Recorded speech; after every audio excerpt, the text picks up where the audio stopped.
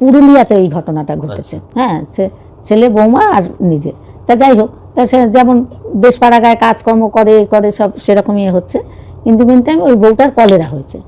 Cholera হয়েছে, আগেকার দিনে কলেরা তো মানে মারাত্মক ব্যাপার ছিল, গ্রাম শেষ হয়ে যেত, মানে ছোঁয়াছুঁই যেন না হয়, ছুতেও ভয় পেত, তবু বাড়িতে হয়েছে কি করবে, তা তাকে নিয়ে এসে স্বাভাবিক হয়তো সব চলছে সংসার।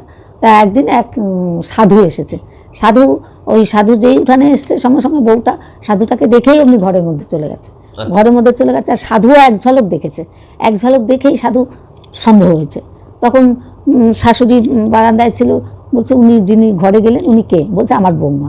তা বলছে যে তো আপনার বৌমা, একটু ডাকুন না। তা শাশুড়ি ডাকছে কত করে, সে আর তার সামনে আসবে না, এলো না। অনেক ডাকাডাকির পরও সে যখন সামনে এলো না, তখন সাধু শাশুড়িকে জিজ্ঞাসা করছে আপনার বৌমার কি কোনো ভারী অসুখ টসুখ করেছিল? তখন বলছে হ্যাঁ, আমার বৌমার মাঝে কলেরা হয়েছিল,